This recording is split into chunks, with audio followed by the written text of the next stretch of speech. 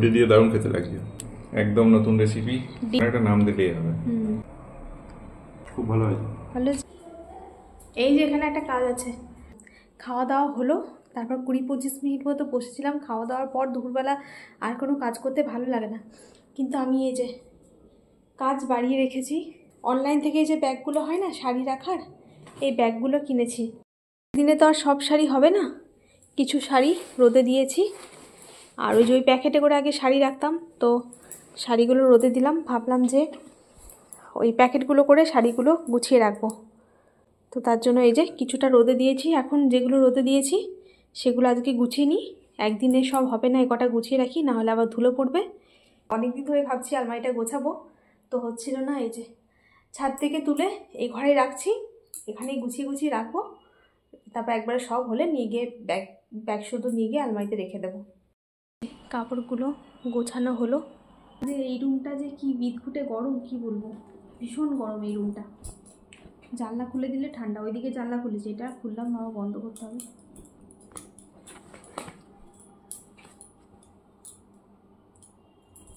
অন্ধকার অন্ধকার হয়ে আসছে,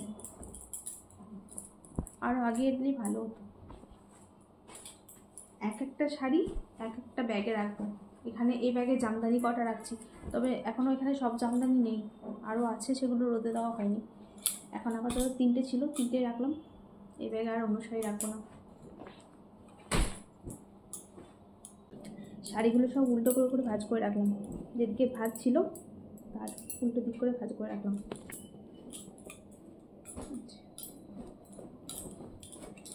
এইসব প্যাকেটে করে রাখলে কি বোঝা যায় না কোন প্যাকেটে কি শাড়ি আছে। শাড়ি বের করার সময় সব প্যাকেটগুলো ওলঠাল হয়ে যায়। আর এই প্যাকেটগুলো করে রাখলে এই যে সামনে দেখা যাবে কোন প্যাকেটে কি শাড়ি রয়েছে। জায়গাটাও আপনারা অনেকেই হয়তো রাখেন এরকম প্যাকেট ব্যাগ, আপনাদের অনেকেরই হয়তো আছে, কিন্তু আমার ছিল না। অনেকদিন ধরে নেওয়ানো ভাবছিলাম, কিন্তু শুধু ব্যাগ কিনলেই তো হবে না, এর পিছনে অনেকটা সময়ও দিতে হবে। শাড়িগুলোকে রোদে দিলাম, তারপর ভাঁজ করে সেগুলোকে আবার উল্টো দিকে করে ভাঁজ করলাম, সেগুলোকে গুছিয়ে তারপর এখন আলমারিতে তুলে রাখা। দেখি আস্তে আস্তে যতটুকু পারি চেষ্টা করবো রোদে দিয়ে দিয়ে। এখন দিয়ে রাখি, পরে ন্যাপথলিন দিয়ে দেবো। আগে শাড়িগুলো এখন রেখে দিই, এখন তো আলমারিতে রাখছি না, এখন এই ঘরেই রেখে দেবো। এখন চলে এলাম একেবারে রাত্রেবেলায় রান্নাঘরে। রুটির সাথে খাওয়ার জন্য কিছু একটু রান্না করব, তো কী করব ভাবতে ভাবতে ভাবলাম যে এটাই বানাই। আর আজকে দিনের বেলায় পেঁপের তরকারি হয়েছিল, সেটা আছে, শুধু সেটা দিয়ে তো রুটি খেতে দেওয়া যায় না, তাই ভাবলাম যে একটুখানি এটাই বানিয়ে নিই। তো এই যে সর্ষের তেলের মধ্যে শুকনো লঙ্কা আর একটুখানি গোটা জিরে ফোড়ন দিয়ে আলু ভাজার মতো করে সরু সরু করে আলু কুচি করে নিয়েছিলাম, সেটা একটু লবণ দিয়ে আধ ভাজা করে নিয়ে দিয়ে দিয়েছি পেঁয়াজ কুচি। পেঁয়াজ কুচিটাকেও একটু হালকা করে ভেজে নিয়ে দিয়ে দিলাম টমেটো কুচি। সব কিছু আবারও কিছুক্ষণ ভেজে নিলাম। তারপর এখানে কিছুটা আদা আর রসুন আমি গ্রেট করে নিয়েছি, বাটা ছিল না, আবার কি এইটুকুর জন্য শিল পাচ্ছে, তাই আমি গ্রেটারে গ্রেট করে দিলাম, বাটা দিলেও হবে।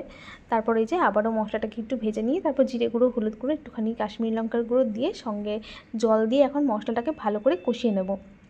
অল্প অল্প করে জল দিয়ে একটু সময় নিয়ে মশলাটাকে ভালো করে কষিয়ে নেওয়া হয়ে গেলে এর মধ্যে দিয়ে দেবো একটা কাঁচা ডিম। এইভাবেই রান্নাটা প্রথমবার করলাম, খেতে কিন্তু বেশ ভালো হয়েছিল। এই যে একটা ডিম দিয়ে দিলাম আর সাথে একটু লঙ্কা কুচি দিয়ে দিলাম। আর ডিম রান্না হতে তো বেশিক্ষণ লাগে না, তবে একদম গ্যাসের ফ্লেমটা কমিয়ে দিয়েছি। তারপর কম আছে, ডিমটা যতক্ষণ না ভালো করে ভাজা হয়ে যাচ্ছে ততক্ষণ অনবরত নাড়াচাড়া করে করে রান্না করে নেব। বেশ খানিকক্ষণ সময় নিয়ে অনবরত নাড়াচাড়া করে ভালো করে ভেজে নিয়েছি। আর দেখুন ভালো করে ভাজা হয়ে গেলে বেশ ঝুরঝুরে ঝুরঝুরে হয়ে গেছে, আর বোঝাই যাচ্ছে ডিমটা ভালো করে ভাজা হয়ে গেছে। এখন দিয়ে দেবো পরিমাণ মতো জল। বেশি জল দেবো না, কারণ আলুগুলো সরু সরু করে কেটেছিলাম, তো ওগুলো ভাজতে ভাজতেই মশলা কষাতে কষাতে এমনি সেদ্ধ হয়ে গেছে। তো এখন পরিমাণ মতো কিছুক্ষণ ফোটাবো, সেই বুঝে জল দিয়ে দিলাম। এখন আঁচটা একটু মিডিয়ামে রেখে কিছুক্ষণ ফুটিয়ে নেবো, আর ঢাকনা দিয়ে ঢাকছি না। এই যে জলটা টেনে গেছে, এখন নামিয়ে নেব। তবে নামানোর আগে দিয়ে দেবো একটুখানি ধনেপাতা কুচি আর একটুখানি গরম মশলার গুঁড়ো। ব্যাস নাড়াচাড়া করে মিশিয়ে নিলেই এই রান্নাটা একদম রেডি হয়ে গেছে। আর এই রান্নাটাকে আমি কী নাম দেবো বন্ধুরা, আমি কিন্তু নাম খুঁজে পাচ্ছি না, আপনারা বলবেন তো এটার নাম কি দেওয়া যায়। এটা কি ডিমের চচ্চড়ি বলা যাবে? হতেও পারে ডিমের চচ্চড়ি। তো যাই হোক নামিয়ে নিলাম। আর রুটিটা আমি আগেই করে নিয়েছি, মানে এই তরকারিটা করার আগে রুটিটা করে তারপর এটা করলাম, যাতে এই তরকারিটা গরম গরম সার্ভ করতে পারি। যে রুটি, শসা, পেঁয়াজ আর ডিমের চচ্চড়ি। এ নাও, আজকে একটা নতুন রান্না করেছি, দেখো কেমন লাগে। দেখি,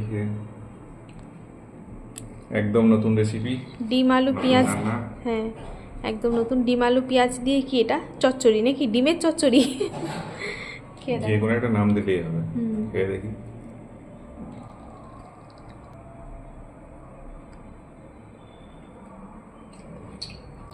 গরম গরম।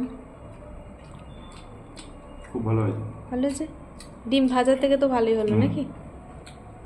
বেশ তরকারি মতো হলো। রুটি দিয়ে দারুণ খেতে লাগছে।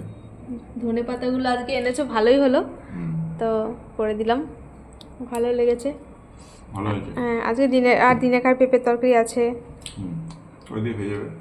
ওটা দিয়ে খাওয়া হয়ে যাবে। হ্যাঁ, বেশ ভালো লাগছে না বলো? ভালো লাগবে। আর ধনে পাতা গরম মশলাগুলো পড়েছে বলে আরো বেশ ভালো লাগছে। নতুন রেসিপি খুব ভালো হয়েছে। ঠিক আছে।